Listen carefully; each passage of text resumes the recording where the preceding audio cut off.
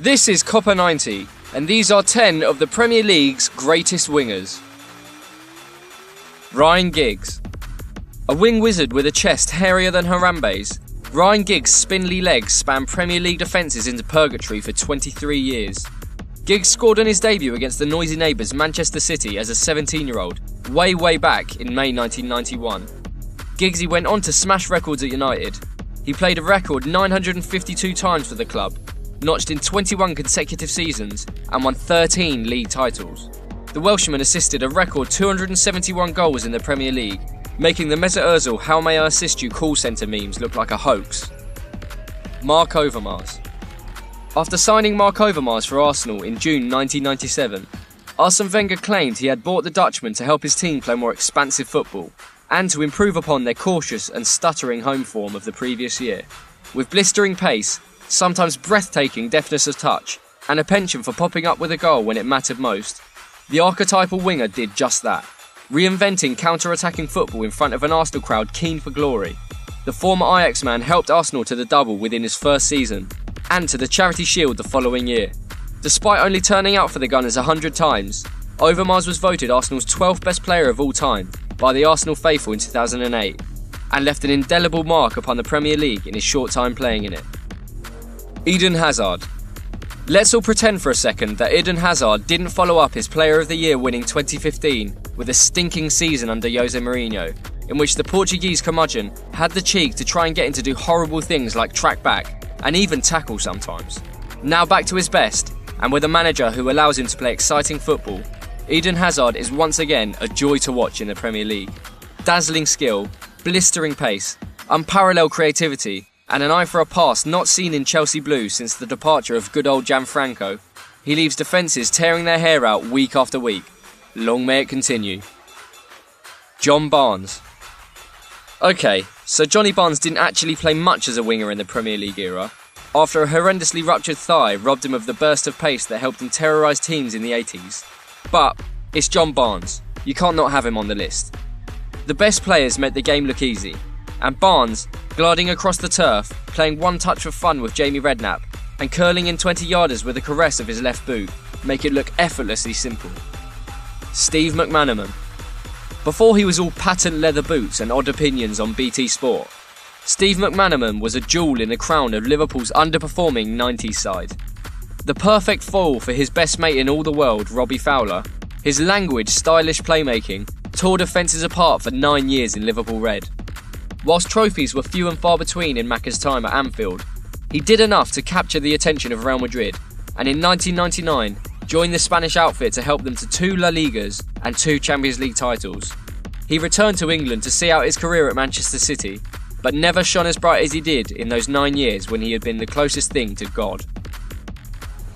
Gareth Bale. Cast your minds back a few years, before world record moves, Herculean international performances and Champions League winning goals, to when Gareth Bale was a jobbing left-back who couldn't really get into the Spurs side, and when he did, they got stuffed. It's remarkable, really, how far Gareth has come since he eviscerated Inter Milan's Maicon at the San Siro en route to a hat-trick that essentially set the template for the player he is now.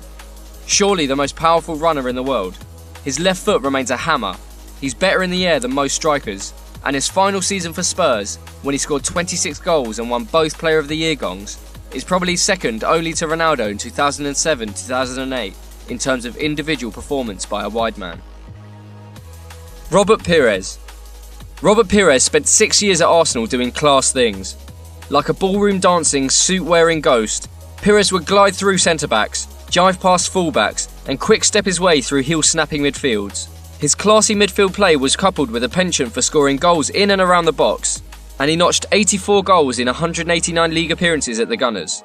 His partner on the not-so-sticky Arsenal dance floor was Freddie Ljungberg, with the two often switching wings, linking up, and generally having fun at the opposition's expense together. Pires won 3 FA Cups and the league title twice at Arsenal, including the invincible side of 2003-04. Cristiano Ronaldo. CR7 became the most expensive teenager in English football when Sir Alex Ferguson brought him to Old Trafford from Sporting Lisbon for £12.24 million in 2003. He had blonde highlights and tan skin and the flirtatious wink of the lead singer from an X Factor boy band. Georgie Best described his debut in a 4-0 win over Portsmouth as undoubtedly the most exciting debut he'd ever seen, and even Roy Keane spent celebrations kissing him. Ronaldo then spent the next 6 seasons at United picking up trophies and making defences weep week in, week out. He scored 118 goals in 292 games and then went to Real Madrid to score even more. David Ginola. We're presuming you're already on YouTube watching this, because if you're not, we need to have a word. Anyway, pause this, open up another window and type Ginola versus Ferencváros into the search bar. Now look at the absolute state of that goal.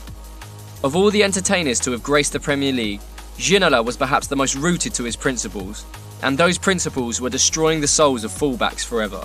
He dazzled as part of Kevin Keegan's Newcastle entertainers, won both the FWA and PFA Player of the Year in 1998 and 99, after being stupidly flogged to Spurs and almost certainly led to a rise in middle-aged suburban women with no interest in the game watching Match of the Day.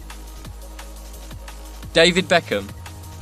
Feels weird calling Sir David Beckham a winger, what with the 50-yard goals, belting free kicks and distinct lack of pace. He was though, wasn't he? It's become easy to forget, as the years roll on and we get old and he gets much more handsome, that David Beckham was, superstardom aside, an absolutely superb footballer. Waspish without the ball and brutally deadly with it. His highlights reel is a study in what hard work, dedication and a right foot crafted by the gods can give you. He might have fell out with Fergie and left under a cloud, but ask yourself this: would the Premier League be better if Beckham was still in it? Of course it would.